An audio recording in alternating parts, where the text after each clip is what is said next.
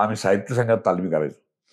त्यावेळेला दुपारी सुधीर भट म्हणजे जेवण जबरदस्त असायचं आणि गिरगावातलं जेवण म्हणजे आनंद आश्रम, मासे बिसे जेवायला यायचे. तर दिलीप प्रभावळकर पण जेवायचे. ते इंटरव्हलमध्ये म्हणजे तालमी संपल्या ना की संपल्या म्हणजे इंटरव्हल जेव्हा असायची जेवणाची सुट्टी, त्यावेळेला हे वर जाऊन बसायचे आणि पाठांतर करायचे. तर मी म्हटलं की मी झोपायचो, गँगवेमध्ये झोपून जायचो, कारण जेवण सॉल्ट झालं असायचं. आणि पाठीमागं पडायला लागलो मी. तर मला काही कळेल ना, ज्यावेळेस 4 दिवस उरले त्यावेळेस माझं पाठांतरच नाही. पाठांतर नाही म्हणजे कॉन्फिडन्स नाही मला. शेवटी तोरण मला चिडले एकदम मधोकरून.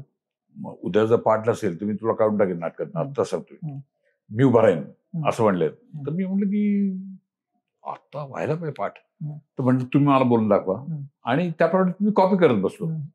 ते म्हणतील तसं म्हणायचं आणि कॉपी करायचं. तसंच टोनिंग काही बदललं नाही. म्हणजे शेवटी तोरण बांधणी कसं केलं असतं तसं मी केलं काम बस.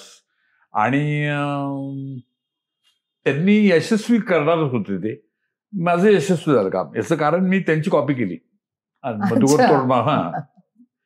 आणि मग 4 दिवसात काय करणार ना अजून. शेवटी तयारी तीच होती.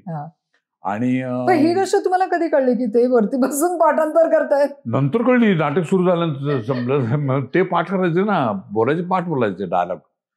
मला कळलं हा चोबरस्तो होते ते. तर मी म्हटलं की दिलीप भैया कसं काय तुमचं पाठ? म्हणजे मी इंटरव्हलला सुट्टीच्या वेळात वर बसून पाठांतर मेकअप वर होते ना साहित्य संघात, तर तिथं बसून पाठांतर करायचो. तर मी म्हटलं की अरे वा हुशारच तू हुशारच आहेत, प्रश्नच नाही. आणि मग त्यांच्याविषयी आदर मला दुर्गुण झाला त्यावेळेला. नवीन होता, नवीन होतो मी. आणि म्हणजे आजही त्यांच्यासमोर नवीनच आहे मी, पण तरी ही इज बेस्ट. नमस्कार, मी मोहन जोशी. मी आज कांचन अधिकारी यांच्या या यूट्यूबच्या कार्यक्रमामध्ये आमच्या गप्पा खूप रंगल्या आहेत. हा मनोरंजन करणारा कार्यक्रम आहे, तो नक्की बघा. लाईक करा, शेअर करा आणि सबस्क्राईब करा.